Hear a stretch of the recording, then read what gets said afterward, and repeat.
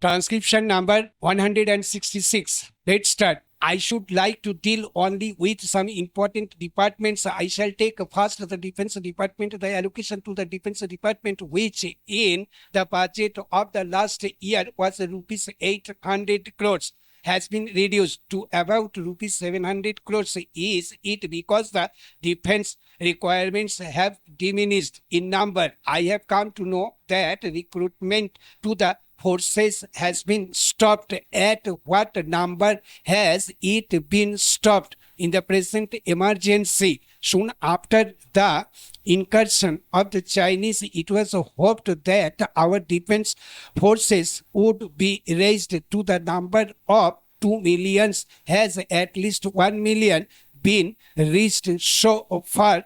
The war with China can never be considered to be a war of limited liability. Modern wars are wars of unlimited liability, and we cannot say that recruitment of 500,000 troops would be just enough to meet the requirements of national defense. For let us remember that there are not two fronts, the Ladakh front and the Nepal front, that we have to deal with, but there is the Pakistan front also that we have to contend with, and the Pakistan front consists of two fronts, one on the west and one on the east. I should like the defense ministry to consider whether the recruitment so far attained is enough to meet our defense requirements on all these four fronts.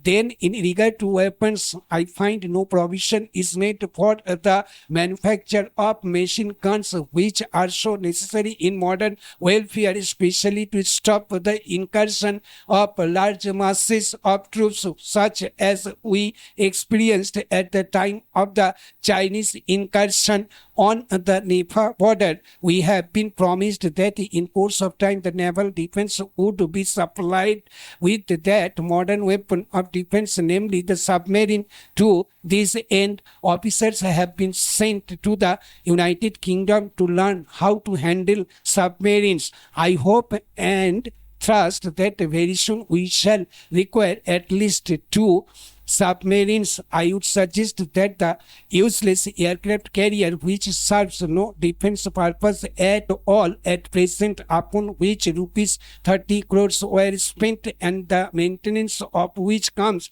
to about 6 crores of rupees a year, might be sold to some power that requires an aircraft carrier, and the amount thus realized might be spent on the purchase of submarines. Mr. Vice Chairman, I now come to another important department, the Department of External Affairs, which also swallows a large part of the budget.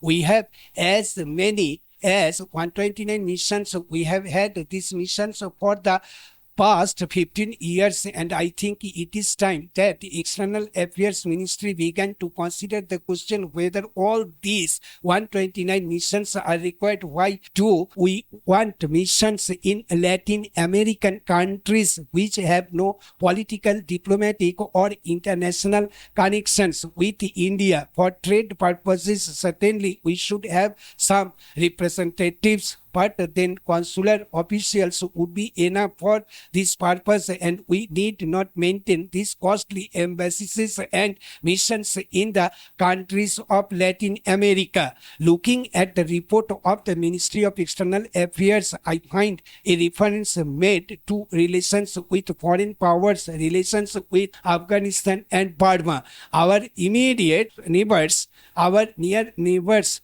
are reported to be friendly. About Pakistan, nothing is said about relations. The obvious inference is that the relations are not friendly, but what about the countries of Southeast Asia?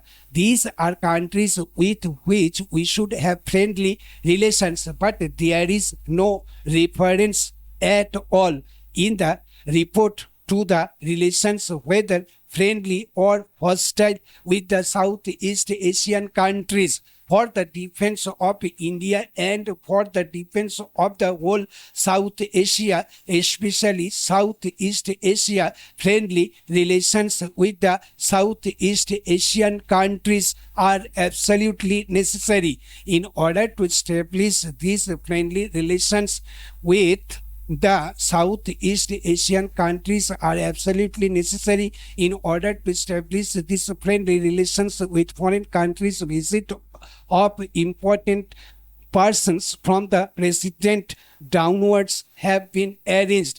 But what are our missions doing in several countries in order to maintain and promote friendly relations with India? Are they allowed to take initiative?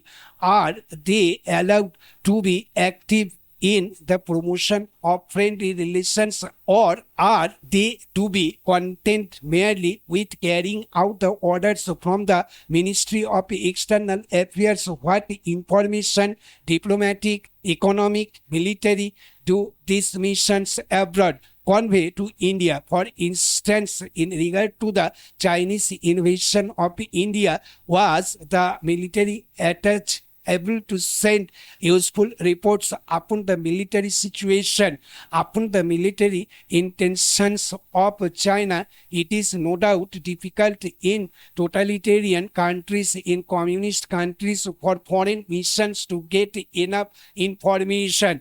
But from the experience of missions maintained by the United Kingdom, by the United States of America, these countries are able to get valuable military and other useful information from their representatives abroad? Or is it the fact that our military attaches, commercial attaches, send reports to our ministries, but the external affairs lay these reports aside? Stop. Thank you.